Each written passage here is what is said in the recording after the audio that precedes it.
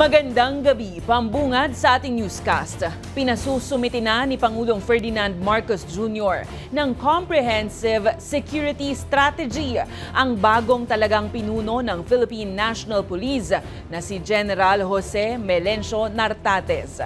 Ito'y matapos sibakin sa pwesto si Nicolas Torre III ngayong Martes kasunod ng kontrobersiya sa kanyang balasahan sa PNP. Ayon naman sa Department of Interior and Local Government, isa sa mga posibilidad ay bigyan ng pwesto sa gabinete si Torre. Ang balitang A to Z ni Ace Cruz. Magtatatlong buwan pa lamang mula nang italaga ni Pangulong Ferdinand Marcos Jr. si General Nicolas Torre III bilang hepe ng Philippine National Police, pero Martes ng umaga, inanunsyo ng Malacanang ang pagsibak kay Torre.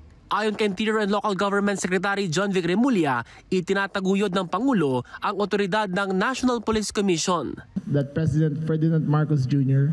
has made the difficult but necessary decision precisely because we are a country of laws and not of men, that the institutions must be larger than the people who run it. Kamakailan, naging kontrobersyal ang balasahang ipinag-utos ni Torre sa PNP na naging mitya ng hidwaan sa loob ng organisasyon. Ipinag-utos kasi ni Torre na itapon ang PNP's second in command na si Jose Melencio Nartates sa Western Mindanao.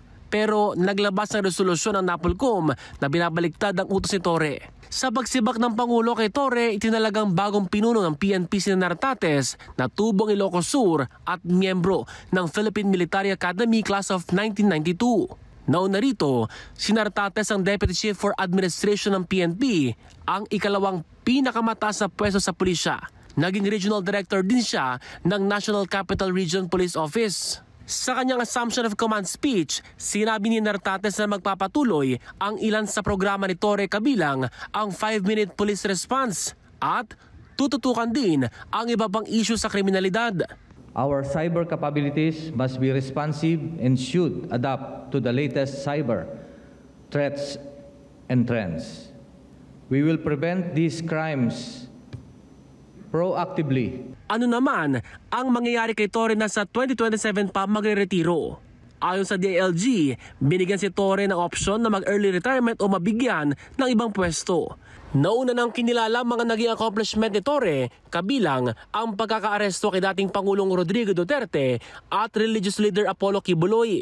Sa tanong ng ilan kung mabibigyan ba ng cabinet position si Torre katulad sa Department of Public Works and Highways, We will have to wait for the president to make the announcement. I'm not at liberty to... I actually don't know for a fact of what will be offered to him, but it has been brought about during our conversation that he is thinking of offering a position to the former Chief PNP. Sa ilalim ng bagong pinuno ng PNP, pinasusumite ng Pangulong Pulisya ng Comprehensive Security Strategy sa loob ng isang buwan. Si Nartates ay nakataktang magretiro sa March 2027.